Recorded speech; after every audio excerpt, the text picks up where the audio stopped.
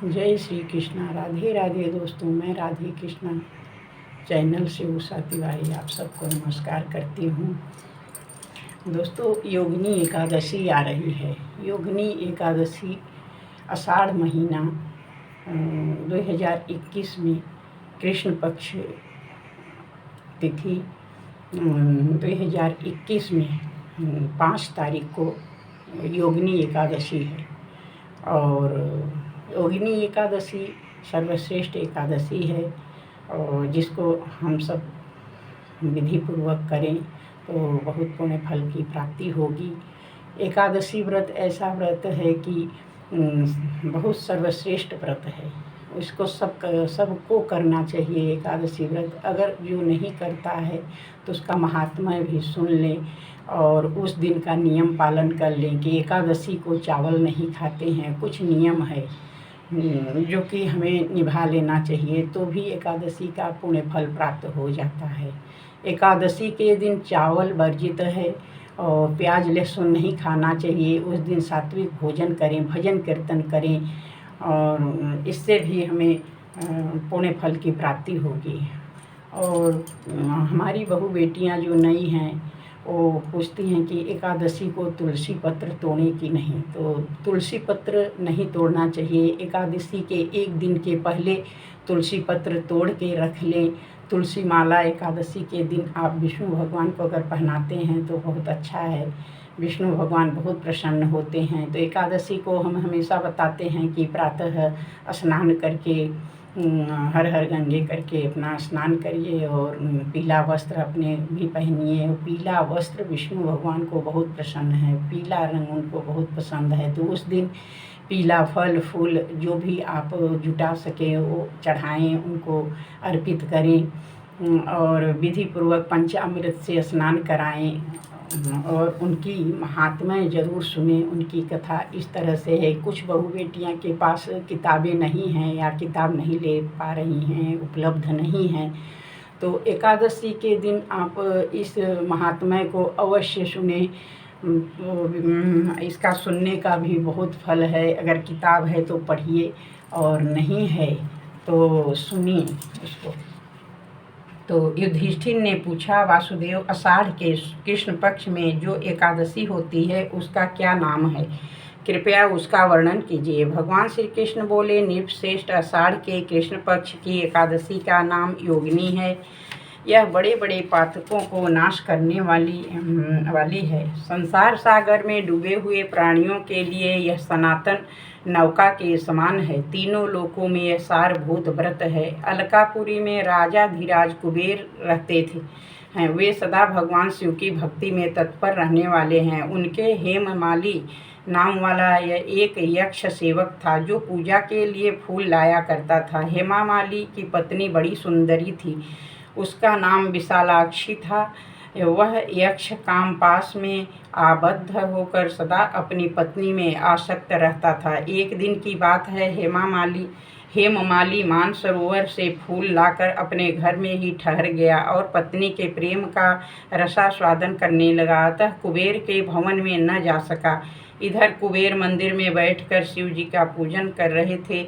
उन्होंने दोपहर तक फूल आने की प्रतीक्षा की। जब पूजा का समय व्यतीत हो गया तो यक्षराज से कुपित होकर सेवकों से पूछा, यक्षों, दुरात्मा हेममाली क्यों नहीं आया? इस बात का पता तो लगाओ। यक्षों ने कहा, राजन, वह तो पत्नी की कामना में आसक्त हो अपनी इच्छा के अनुसार घर में ही रमण कर रहा है। उनकी बात सुनकर कुबेर क्रोध में भर गए। तुरंत ही हेममाली को बुलाया। देर हुई जानकर हेममाली के नेत्र भय से व्याकुल हो रहे थे। वह आकर कुबेर के सामने खड़ा हुआ। उसे देखकर कुबेर की आंखें क्रोध से लाल हो गई। वे बोले, ओ पापी, ओ दुष्ट, ओ दुराचारी, तूने भगवान की अवहेलना की है।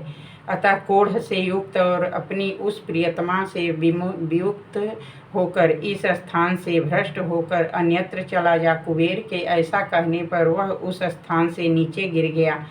उस समय उसके हृदय में महान दुख हो रहा था।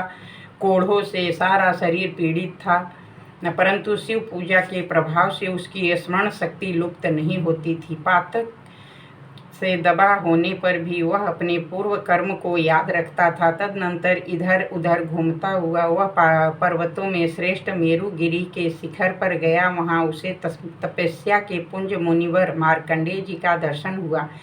पाप कर्मा यक्ष ने दूर से ही मुनि के चरणों में प्रणाम किया। मुनिवर मार्कंडेय ने उसे भय से कांपते देख परोपकारी की इच्छा से निकट बुलाकर कहा, तुझे कोढ़ के रोग ने कैसे दबा लिया? तू क्यों इतना अधिक निंदनीय जान पड़ता है? यक्ष बोला, मुने, मैं कुबेर का अनुचर हूँ। मेरा नाम हेममाली है। मैं प्रतिदिन मानसरोवर से फूल लेकर शिव पूजा के समय कुबेर को दिया करता था। एक दिन पत्नी सहवास के सुख में फंस जाने के कारण मुझे समय का ज्ञान ही नहीं रहा। अतः राजाधिराज कुबेर ने कुपित होकर मुझे शाप दे दिया, जिससे मैं कोढ़ से आक्रांत होकर अपनी प्रियतमा से बिछुड़ गया। मुनि श्रेष्ठ, इस समय किसी शुभ कर्म के प्रभाव से मैं आपके निकट आ पहुँचा हूँ। संतों का चित्त स्वभावतः परोपकार में लगा रहता है। यह जानकर मुझ अपराधी को कर्तव्य का उपदेश दीजिए। मार्कंडेय जी ने कहा, तुमने यहाँ सच्ची बात कही है, असत्य भाषण नहीं किया है, इसीलिए मैं तुम्हें कल्याणप्रद व्रत का उपदेश करता हूँ। तुम आषाढ़ के कृष्ण पक्ष में योगिनी एकादशी का व्रत करो। इस व्रत के पुण्य से तुम्हारी कोढ़ निश्चय ही दूर हो जाएगी। भगवान श्री कृष्ण कहते हैं, ऋषि के ये वचन सुनकर हेममाली दंड की भांति मुनि के चरणों में पड़ गया। मुनि ने उसे उठाया, इससे उसको बड़ा हर्ष हुआ। मार्कंडेय जी के उपदेश से उसने योगिनी एकादशी का व्रत किया, जिससे उसके शरीर की कोढ़ दूर हो गई। मुनि के कथनानुसार उस उत्तम व्रत का अनुष्ठान करने पर वह पूर्ण सुखी हो गया। नृप श्रेष्ठ, यह योगिनी का व्रत ऐसा ही बताया गया है, जो 88,000 ब्राह्मणों को भोजन कराता है, उसके समान ही फल उस मनुष्य को भी मिलता है जो योगिनी एकादशी का व्रत करता है।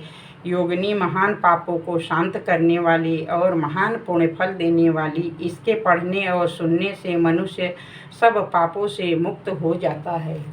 बोलिए श्री कृष्ण भगवान की जय, विष्णु भगवान की जय। तो दोस्तों, एकादशी के दिन श्रीमद् भागवत गीता का 11वां अध्याय पढ़ लेने मात्र से भी अश्वमेध यज्ञ के बराबर फल मिलता है। उस दिन विष्णु सहस्त्र नाम पाठ भी करना चाहिए और उस दिन भजन कीर्तन में संलग्न रहें। भजन भक्ति का पहला सीढ़ी है, तो आप लोग अवश्य भजन करें, कीर्तन करें और व्रत भी एकादशी का हो सके तो हम तो कहेंगे सबको करना चाहिए। 8 वर्ष के बच्चे से लेकर के बूढ़े तक को एकादशी व्रत करने का आज्ञा है। शास्त्र में कहते हैं कि 8 वर्ष से व्रत ये आरंभ कर सकते हैं। तो जो भी व्रत करे बहुत अच्छा है, नहीं करे तो नियम का पालन करें। जय श्री कृष्णा, जय श्री राधे। अगर वीडियो पसंद आता है तो शेयर अवश्य करिए, लाइक कीजिए। राधे राधे दोस्तों, जय श्री कृष्णा।